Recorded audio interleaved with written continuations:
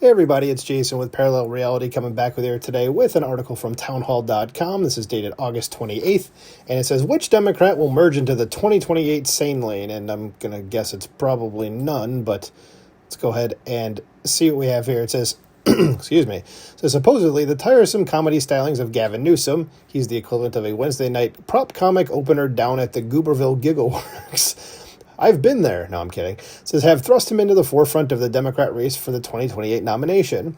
What a sad and pathetic state of affairs that is. He's trying to claim the fighter lane. You see, he fights by hiring a couple of they-them mediocrities to run his social media account, pumping out an endless series of tweets that are nearly as funny as leprosy. They are directed at Trump, who ignores them. If a nitwit tweets in the forest, does it make a sound? It says, this is the fighting in the eyes of the Democrat activist class, and this is pathetic in the eyes of normal people. Yeah, Newsom is trying way too hard. So a lot of them are trying to crowd into the fighter lane. We need somebody who's going to fight the perilous peril that is Donald Trump and his authoritarianism that's literally fascist Nazism, which obviously I know Kurt Schlichter, the author of the article, is joking around because it's satire, but they really think this, and they don't know what those words mean if they actually think that's true. So, of course, the fighting is entirely performance art. You've got Pete Buttigieg out there promising to fight. This Navy veteran, says he's all yours, swabbies, looks less like a bruiser than someone you want to give a wedgie and who would eagerly receive it. I think I know what he's implying there.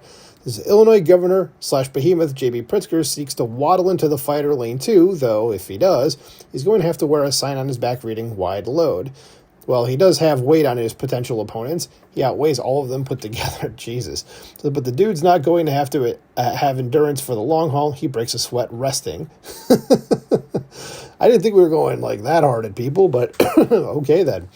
Says the fighter lane would be crowded just with JB alone, but with Governor Hairstyle, Alfred McKinsey E. Newman, that's Pete Buttigieg, Spartacus Booker, Big Chief Warren, and others potentially competing, the smart play would be to seek another lane.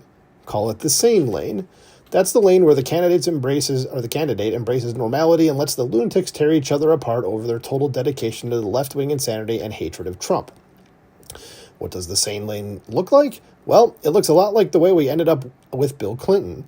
For those of you who weren't around when Bill Clinton came out of nowhere in 1992, he had been the governor of a southern state and was known primarily for giving the longest and most boring Democrat convention speech in history. And I actually saw him on the convention trail. It was actually in 96, though, or 95, I'm sorry, when I went and visited the college I eventually went to for my freshman year. He was actually there.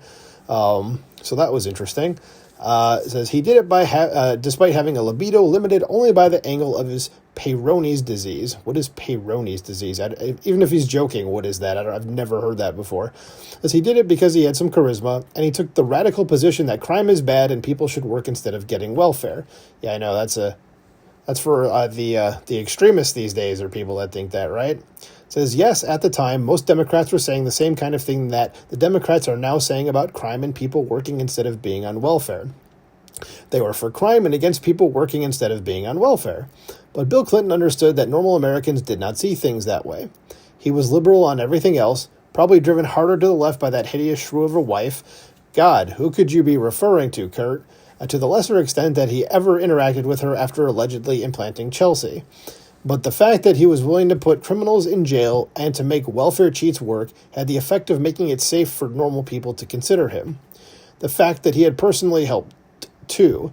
After all, the cycle before, candidate Michael Dukakis had been unable to manage to say, excuse me, that he would want to off a guy who raped and murdered his wife.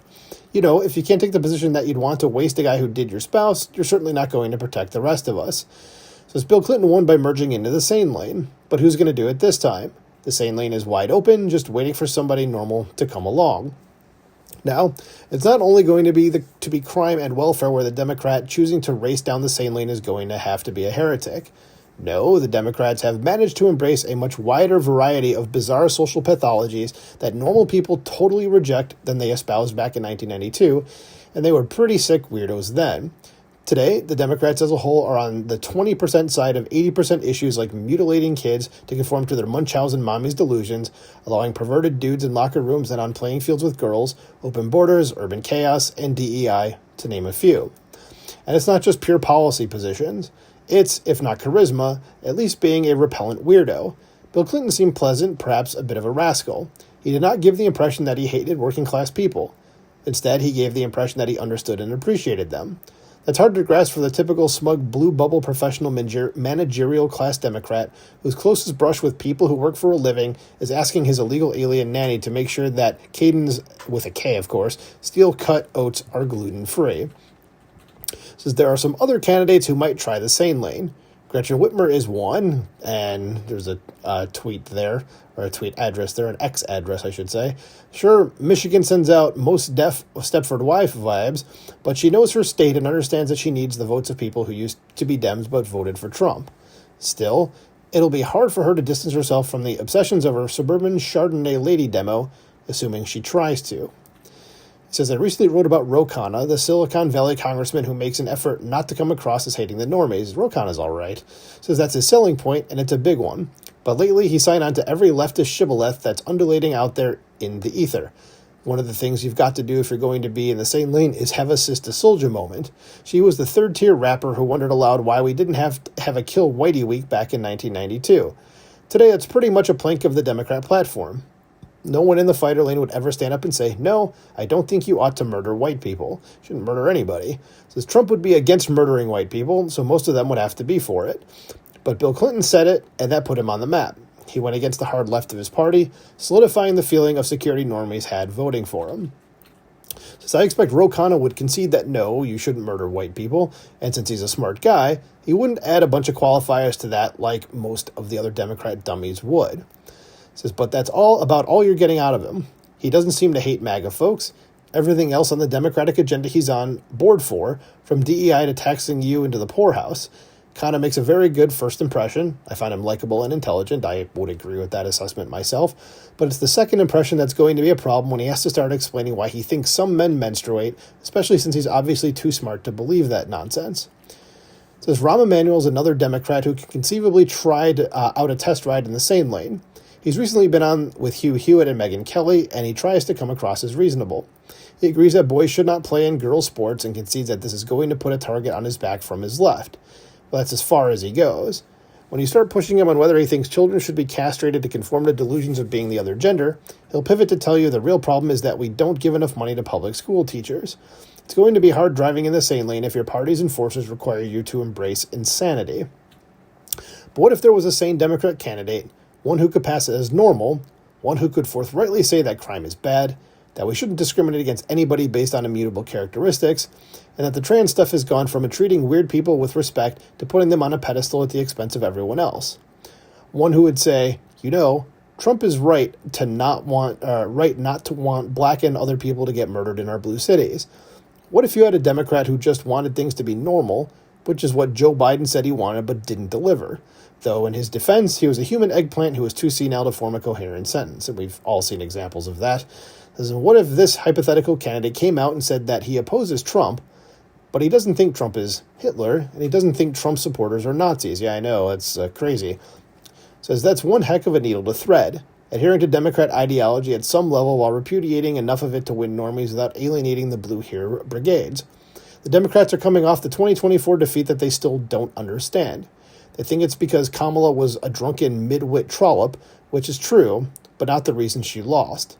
America would be happy to have a drunken midwit trollop who created a booming economy, security, and a sense of normalcy.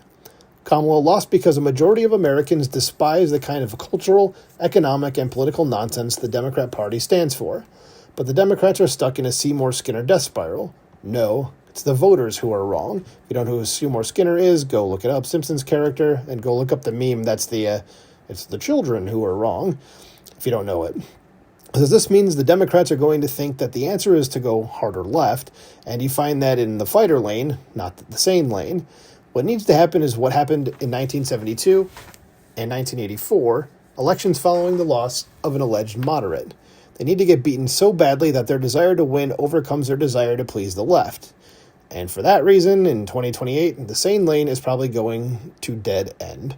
I like it. I like the snark in the article. Very nice from Mr. Schlichter here. So, what do you think about this? Who do you think will be the Democrat nominee in 2028? Do you think it's one of the people that were mentioned in the article? Do you think it might be someone else? Let me know in the comments below. Please like, share, and subscribe, and I will talk to you soon. Bye.